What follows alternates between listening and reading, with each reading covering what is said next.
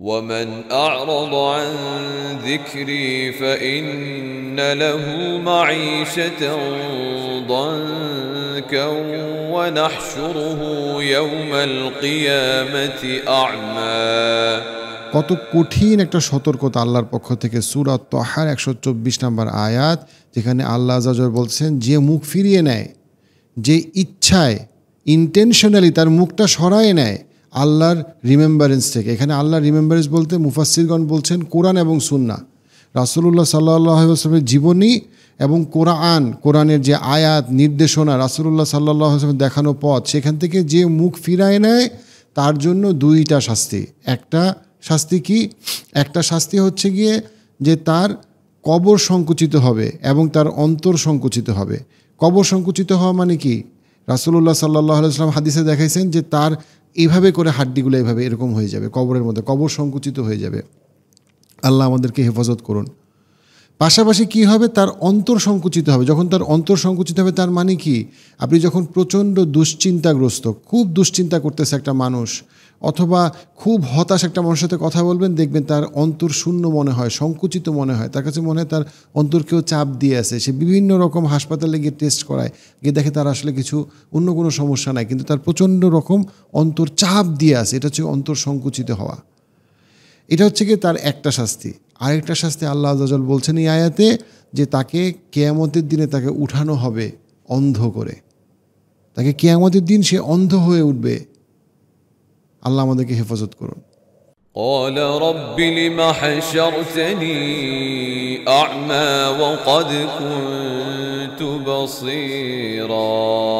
সে আল্লাহর কাছে প্রশ্ন করবে, ইয়া আল্লাহ, আমি তো পৃথিবীতে আমার তো চোখে আমি দেখতে পাইতাম, তাহলে এখন আপনি কেন আমার থেকে চোখের দৃষ্টিশক্তি ফিরায় নিয়ে গেলেন? কেন আমি দেখতে পাচ্ছি না? কেন আমি আজকে অন্ধ? قال كذلك أتتك آياتنا فنسيتها وكذلك اليوم تنسى।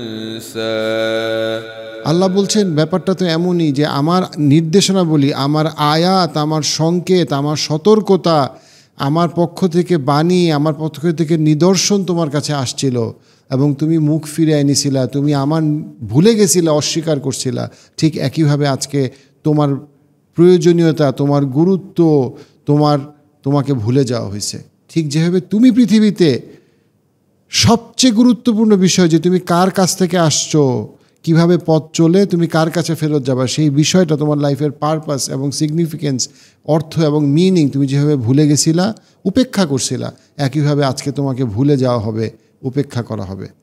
আমরা কি আসলেই যখন আল্লাহর পক্ষ থেকে আযান শুনি, মসজিদ থেকে আযান শুনি, যখন আমাদের সামনে কোরআন পড়া হয়, যখন কেউ হাদিস বলে, আমরা কি আসলে সিরিয়াসলি আমরা চিন্তা করছি যে যদি আমি এটাকে এড়ায়ে চলি, যদি এটাকে আমি গুরুত্ব না দেই, কি হবে যদি আমি পার্মানেন্টলি পৃথিবীতে একটা সংকুচিত জীবন, দুশ্চিন্তার জীবন, লোভ লালসা হিংসার জীবন, শুধু ম্যাটেরিয়ালিজম, বস্তুবাদী চিন্তা নিয়ে আমি পৃথিবীতে থাকি, এবং আমি আর অন্তর পৃথিবীতে সংকুচিত, কবর সংকুচিত, কিয়ামতের দিনে আমি অন্ধ হয়ে উঠলাম।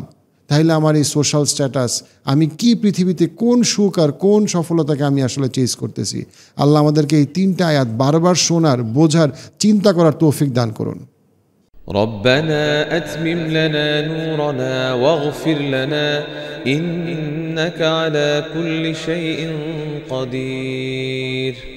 হে আমাদের প্রতিপালক, আপনি আমাদের জন্য আমাদের নূরকে, আমাদের আলোকে পূর্ণ করে দিন এবং আমাদেরকে ক্ষমা করে দিন। নিশ্চয়ই আপনি সব কিছুর উপর ক্ষমতাবান। এই আয়াতে কোন আলোর কথা বলা হচ্ছে? এই আয়াতে যে আলোর কথা বলা হচ্ছে, সেই আলো আমাদেরকে সাহায্য করবে আমাদের খারাপ সময়ে। কিয়ামতের সেই দিনের কথা চিন্তা করেন, যেই দিনে আমরা সবাই সবার নিজেদের স্বার্থের কথা চিন্তা করব। বাবা মা তাদের সন্তানকে চিনবেন না, সন্তান তাদের বাবা মাকে চিনবেন না, স্বামী তার স্ত্রীকে চিনবেন না, স্ত্রী তার স্বামীকে চিনবে না, বন্ধু বান্ধব কোনো কিছুই থাকবে না ওই দিন। সবাই সবার নিজেদের স্বার্থে, নিজেদের কথা চিন্তা করে কাজ করবে। সেই বিপর্যয়কর দিনে, সেই স্বার্থপরতার দিনে আমাদেরকে যে আলোটা উপকার করবে, সেই আলো আমরা আল্লাহ তাআলার কাছে চাইছি। সেই আলোটা কি? কিভাবে সেটা অর্জন করব? আমরা সেই আলো অর্জন করতে পারবো তাওবা করার মাধ্যমে। আমরা সেই আলো অর্জন করতে পারবো ক্ষমা চাওয়ার মাধ্যমে। আমরা সেই আলো অর্জন করতে পারবো আমাদের ভালো কাজগুলোর মাধ্যমে, আমাদের ঈমান বৃদ্ধির মাধ্যমে। ঈমানকে আমাদেরকে সবসময় মনে রাখতে হবে যে আমরা আমাদের ঈমানকে যদি বৃদ্ধি করতে পারি, ঈমানকে যদি সঠিকভাবে পরিচর্যা করতে পারি, তাহলে আমাদের জন্য আমরা যে আলোটার চাইছি আল্লাহ তাআলার কাছে, সেই আলোটা আমরা পাবো এবং সেই আলোর মাধ্যমে কিয়ামতের দিন আমরা সবাই জান্নাতে দাখিল হতে পারবো। আল্লাহ তাআলা আমাদের সবাইকে যেন জান্নাতে দাখিল হওয়ার সুযোগ দান করেন। ঠিক তেমনিভাবে দুনিয়ার জীবনটাও কিন্তু অন্ধকারে পূর্ণ। হিংসা, বিদ্বেষ, অহংকার এবং খারাপ খারাপ যে চিন্তা, নেগেটিভ যে কাজগুলো, সেগুলো আমাদেরকে একটা অন্ধকারের মধ্যে আচ্ছন্ন করে রাখে। আমাদেরকে সেই অন্ধকারাচ্ছন্ন সময় থেকে বের হইতে হবে। সেটা থেকে বের হওয়ার জন্য আমাদেরকে আলোর প্রয়োজন হবে, আর সেই আলো আমরা অর্জন করতে পারবো আল্লাহ তাআলার কাছে চাওয়ার মাধ্যমে। আল্লাহ তাআলা যেন আমাদেরকে সেই আলো প্রদান করেন, আল্লাহ তাআলা যেন আমাদেরকে সেই আলো দান করেন, আমাদের জ্ঞানে যেন আল্লাহ তাআলা আলো দান করেন। জ্ঞানের এই আলোর মাধ্যমে আমরা সমাজের মধ্যে আলোর এই জ্ঞানের আলোর মাধ্যমে আমরা সমাজে আমাদের সেই আলোকে ছড়িয়ে দিব। মানুষের মধ্যে ভালো ভালো কাজের প্রকাশ আমরা যেন ঘটাতে পারবো, সেটার আমরা চেষ্টা করব। আর সেই জ্ঞানের আলোর মাধ্যমে আমরা নিজেদেরকে দুনিয়ার জীবনেও অনেক ভালোভাবে রাখতে পারবো। তারপরে যেই আলোর আমাদের প্রয়োজন, তা হচ্ছে আমাদের সিদ্ধান্তের আলো, বিবেকের আলো। কোনো একটা সিদ্ধান্ত যখন আমরা মনে করব যে সিদ্ধান্তটা আমাদের জন্য ভালো, আমাদের সমাজের জন্য ভালো, দেশের জন্য ভালো, মুসলিম উম্মার জন্য ভালো, তখন আমাদেরকে সেই সিদ্ধান্তের এবং সেই ন্যায়ের পক্ষের যে সিদ্ধান্ত, সেটাতে অটল থাকা, সেটাতে দৃঢ় থাকা, এই ধরনের যে যোগ্যতা, সেটা যেন আল্লাহ তাআলা আমাদেরকে অর্জন করার তৌফিক দান করেন। সেই আলোটা যেন আমরা পাই। আমরা আমাদের কর্মে আলো চাই, আমরা আমাদের কর্মে নূর চাই। আল্লাহ তাআলা যেন আমরা যেই কাজটাই করি, সেই কাজটার মধ্যে আমরা যেন বরকতপূর্ণ কাজ করতে পারি। আল্লাহ তাআলা সেই কাজগুলোতে বরকত ঢেলে দেন। অল্প কাজ আমরা যদি করি, সে অল্প কাজ যেন বরকতপূর্ণ হয়, রহমতে পূর্ণ হয়। আমরা আল্লাহ তাআলার কাছে চাইব। আল্লাহ তাআলার কাছে কিয়ামতের দিনে, দুনিয়ার এই সময়ে, সব সময়ে আমরা এই জ্ঞানের আলো চাইব। আল্লাহ তাআলা যেন আমাদেরকে আমাদের জন্য আমাদের জ্ঞানের আলোকে পূর্ণ করে দেন। তারপর আল্লাহ তাআলার কাছে আমরা চাইব আল্লাহ তাআলা যেন আমাদেরকে ক্ষমা করে দেন। আমরা কত গুনাহ করতেছি, প্রত্যেকটা দিন না চাইতেও আমাদের দ্বারা গুনাহ হয়ে যাচ্ছে। আমরা যদি বিনয়ী না হই, আমরা যদি মনে করি যে আমরা কিছু ভালো কাজ করছি, নামাজ পড়ছি, এর মাধ্যমে আমরা পরিত্রাণ পেয়ে যাব, তাহলে আমরা ভুল করব। আমাদের কাছে সব সময় আল্লাহ তাআলার কাছে ক্ষমা চাইতে হবে, তাওবা করতে হবে। তাওবার জন্য আলাদা সময় নির্ধারণ করতে হবে, সময় নির্ধারণ করে তাওবা করতে হবে, যেন আল্লাহ তাআলার কাছে আমরা ক্ষমা পেতে পারি। এবং মনে রাখতে হবে ইন্নাকা আলা কুল্লি শাইইন কদির, আল্লাহ তাআলা সব কিছুর উপর ক্ষমতাবান। এই পৃথিবীতে যা কিছু আছে, কোনো কিছুই তার ইশারা ছাড়া হবে না। এটা আমরা হয়তো বুঝি, আমরা পড়ি, কিন্তু এটা কতটা আমরা ভেতর থেকে রিয়ালাইজ করার চেষ্টা করি। আমাদের আশপাশে যাই হচ্ছে, আমরা যাই পরিকল্পনা করছি, সব কিছুকে আমাদের পরিকল্পনার মতো হচ্ছে না। আমরা করে রাখছি একটা পরিকল্পনা, হচ্ছে আরেকভাবে। অতএব আমাদের হাতে সব কিছুর নিয়ন্ত্রণ নাই। সব কিছুর নিয়ন্ত্রণ যার হাতে আছে, তার কাছে আমরা চাইব যেটা আমাদের জন্য ভালো।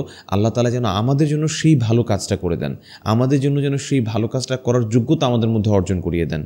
তাই আমরা আল্লাহ তাআলার কাছে এই দোয়ার মাধ্যমে আমরা চাইব আল্লাহ তাআলা যেন আমাদেরকে এই নূর, এই আলো যেন আমাদেরকে দেন, আমরা যেন আল্লাহ তাআলার ক্ষমাটা পেতে পারি।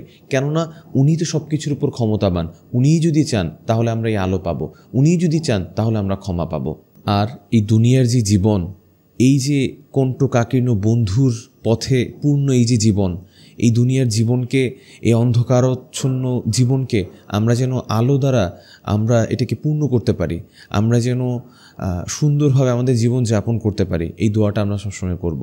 রব্বানা আতমিম লানা নূরানা ওয়াগফির লানা ইন্নাকা আলা কুল্লি শাইইন কদির। হে আমাদের প্রতিপালক, আপনি আমাদের জন্য আমাদের নূরকে, আলোকে পূর্ণ করে দিন এবং আমাদেরকে ক্ষমা করে দিন। নিশ্চয়ই আপনি সব কিছুর উপর ক্ষমতাবান।